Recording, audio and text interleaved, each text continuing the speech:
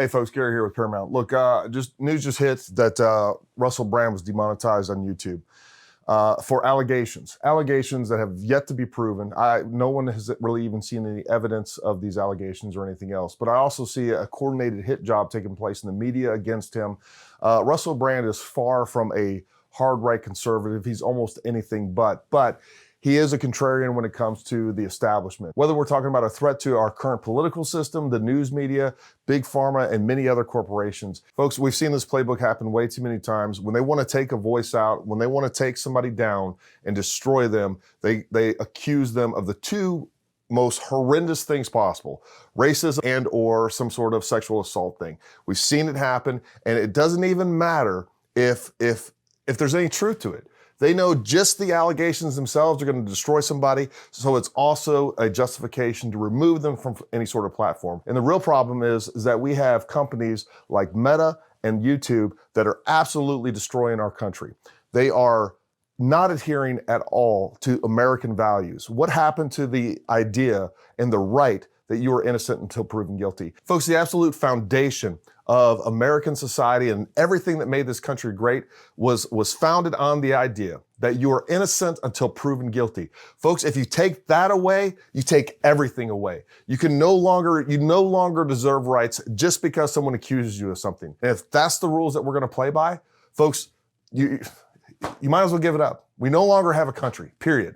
They can accuse you of anything and you can be destroyed. Everything that you love, everything that you've worked for can be taken from you because of an accusation of some, we're back to the Salem witch trials. We really are. Just an accusation is all it takes. If Russell Brand is guilty of any of that, I hope he's prosecuted to the furthest extent of the law. But until he's been proven guilty, no one deserves any sort of retribution until they've been proven guilty, or there is just such an overwhelming amount of evidence. And folks, let's not get this twisted. YouTube and Meta are not just some sort of neutral social media companies. They are leftist political activists got under the guise of neutral social media companies, because they're the ones determining who gets a voice, who doesn't. And guess what?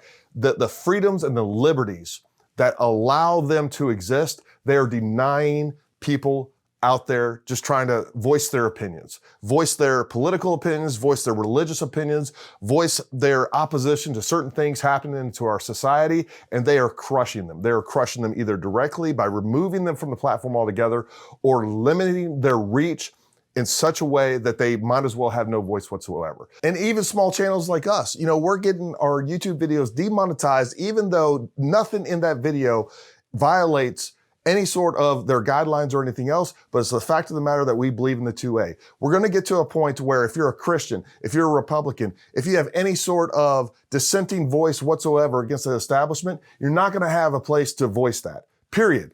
So we got to do something, folks. This is absolutely crazy. And going back to the YouTube thing, their excuse is that it's not advertiser friendly. And guess what? Yet they're still running ads on our videos. And they're still collecting revenue from it. They just make sure that they're crushing us in the algorithm. We don't get our voices heard, and we definitely don't get any funds from them, even though they're still putting ads on our videos. So folks, we've got to make a drastic change. We've got to hold these companies accountable, or we're not gonna have a country left. Because right now, the social media companies are the most powerful companies in this country. And apparently Congress isn't gonna do anything about it. So we gotta start hurting them where it counts, and that's in the pocketbook, and start holding them accountable and making them adhere to American values that people like me and many other veterans have fought and died for in this country. We can't let these corporations determine who gets a voice in the United States of America. Hopefully you people wake up, and hopefully we start doing something about this. But until next time, stay armed, stay ready. We'll talk to you soon.